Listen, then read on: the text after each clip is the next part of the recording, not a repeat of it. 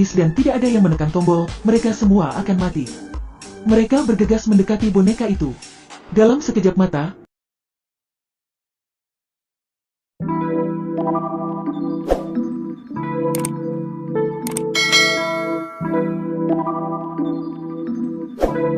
bis dan tidak ada yang menekan tombol, mereka semua akan mati. Mereka bergegas mendekati boneka itu. Dalam sekejap mata, hanya tersisa 2 orang yang masih hidup. Waktu terus berlalu. Pada saat yang genting ini, salah satu dari mereka yang memakai kacamata berlutut untuk menjadi tumpuan lompatan. Sun Takahata lalu melompat ke depan, dan berhasil menekan tombol di belakang boneka Daruma. Permainan pun berakhir. Ketika mereka sedang merayakan kemenangannya, teman Sun yang berkacamata itu tiba-tiba meledak lalu mati. Ternyata, hanya yang menekan tombol yang bisa bertahan hidup. Hal ini terjadi di setiap kelas. Sun Takahata berlari keluar kelas, dan melihat Mike dari kelas sebelah.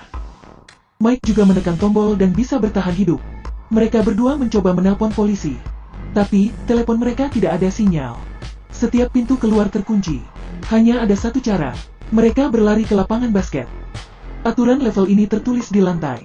Lemparkan saja bel ke dalam ring yang ada di leher kucing maka permainan selesai. Kemudian, lantai mulai bergetar. Maneki Neko raksasa, boneka kucing pembawa keberuntungan dari Jepang, perlahan muncul dari dalam tanah. Teman-teman yang berada di lapangan basket panik dan kaku selama 5 detik. Tiba-tiba kepala kucing raksasa keluar dari lehernya, lalu memakan siswa yang memakai kostum tikus. Semua siswa berlari ketakutan. Perburuan kucing dan tikus pun dimulai. Dalam 10 menit, mereka harus melemparkan bel ke dalam ring di leher kucing raksasa untuk mengakhiri permainan. Saat itu, seseorang yang mengaku mahir bermain basket. Dia mengambil bel itu, lalu melemparkan bel itu ke leher kucing. Dia melemparkan bola dengan melompat setinggi-tingginya.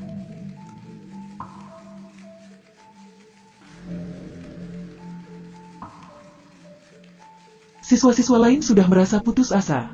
Permainan pun berlanjut. Kemudian Sun Takahata mengetahui bahwa kucing raksasa hanya memakan orang yang memakai kostum tikus. Jadi, mereka mulai melepaskan kostum mereka. Kucing berhenti menyerang. Mereka mulai menyalahkan pemimpin mereka, karena sudah menyuruh mereka memakai kostum itu. Lalu kemudian, kucing raksasa menelan seorang gadis hidup-hidup. Ternyata, jika tidak ada tikus, kucing raksasa itu juga bisa memakan orang.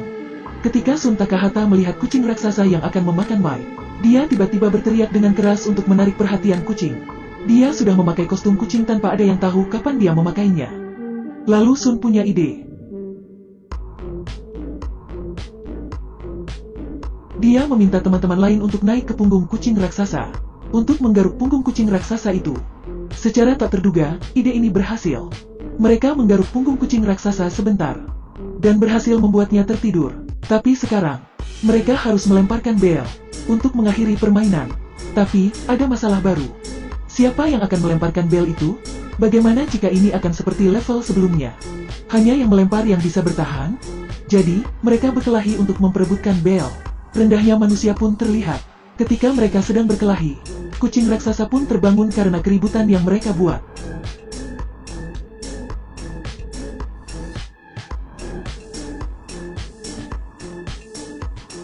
Sun memperhatikan bola basket yang sobek. Lalu, dia punya ide yang bagus. Dia meletakkan bel di dalam bola basket dan menutupinya dengan pakaian. Saat berlari, dia dengan sengaja memperlihatkan bola basket yang ditutupi pakaian tersebut. Kucing raksasa pun tersenyum sombong. Lalu, Mike melempar bola basket palsu untuk menipu si kucing raksasa. Berharap, si kucing raksasa akan membuangnya. Sun pun mengambil kesempatan. Dia lalu lemparkan loncengnya. Sepertinya mereka akan menang, tapi SIAL, lemparan Sun meleset. Di saat mereka merasa putus asa, Shin tiba-tiba muncul. Shin bergantung pada ring basket dengan tangan kirinya, dan Shin memegang bel tangan kanannya. 1 detik tersisa dan dia berhasil memasukkan bel ke dalam ring basket. Permainan berakhir. Si kucing raksasa lalu mengumumkan nama-nama yang bertahan dalam level ini. Hanya Sun, Mike dan Shin yang bisa bertahan. Tapi, Shin selangkah lebih maju dan dia membunuh yang lain sementara kucing tidak punya kesempatan lagi untuk membunuh. Karena mereka tidak pantas menjadi anak Tuhan. Pada saat yang bersamaan, sebuah kubus raksasa muncul di angkasa. Bagian dalamnya terkunci. Setiap orang yang selamat akan dibawa ke level 3. Pada level 3, ternyata, setiap orang yang bertahan dari 3 sekolah berbeda juga ada di sini. Mereka semua berkumpul di sini. Pinglin menekan tombol start. 4 boneka kayu muncul dari pintu. Permainan ini disebut Jagged Bird.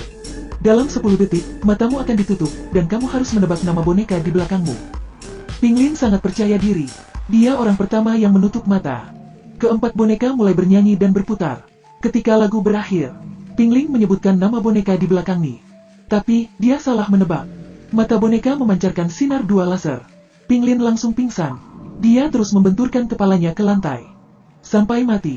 Tikima mendapatkan giliran berikutnya. Dia tidak mau bermain. Tapi, jika dia tidak bermain, dia akan langsung mati. Dia tidak punya pilihan lain selain bermain. Tebakan Tikima salah juga. Kalau boneka itu merusak Tikima. Meregangkan kedua belah kaki Tikima ke dua sisi yang berbeda.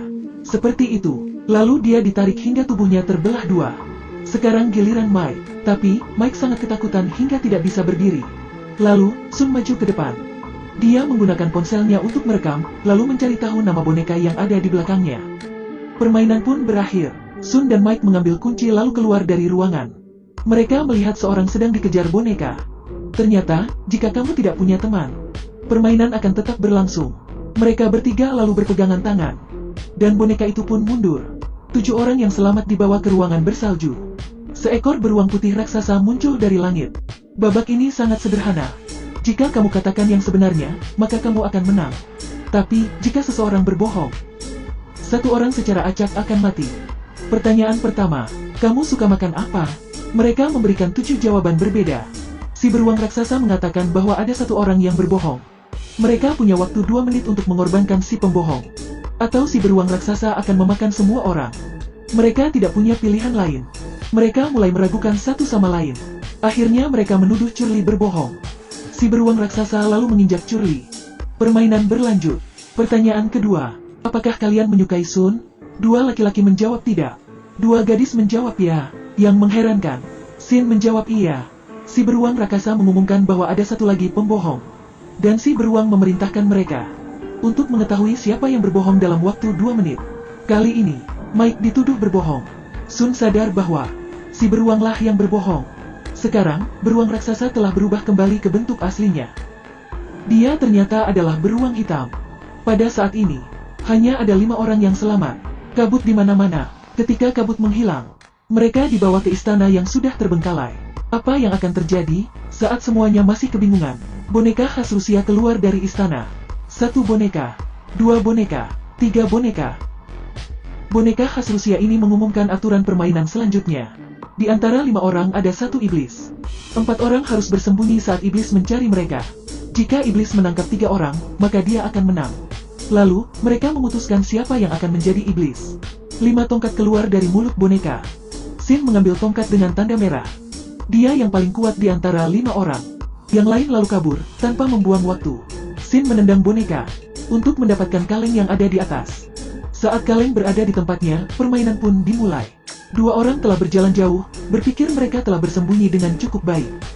Bersembunyi saja di sini sampai matahari terbenam dan kita akan menang. Tapi, Sin menemukan mereka. Di antara 5 orang, Sin paling cocok jadi iblis.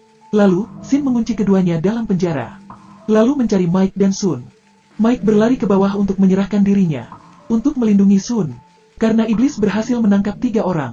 Jadi, Sin menang. Tapi, dia adalah seseorang yang perfeksionis. Dia memutuskan untuk mencari di mana Sun berada. Pada saat itu, Sun sedang memanjat ke atas benteng. Dia ingin menendang kaleng. Menurut aturannya, jika Sun menendang kaleng, mereka semua akan meledak. Dia ingin menyelamatkan teman-temannya juga. Pada detik-detik terakhir, Sun dan Sin menendang kaleng. Tapi, tidak terjadi ledakan. Matahari terbenam.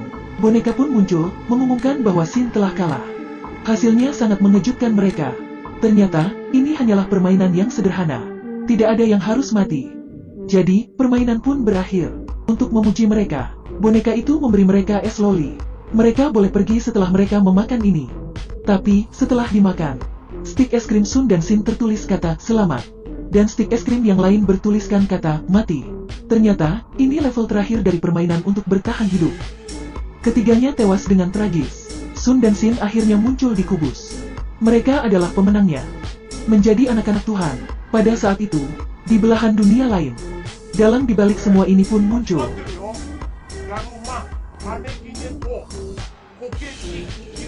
Apa artinya?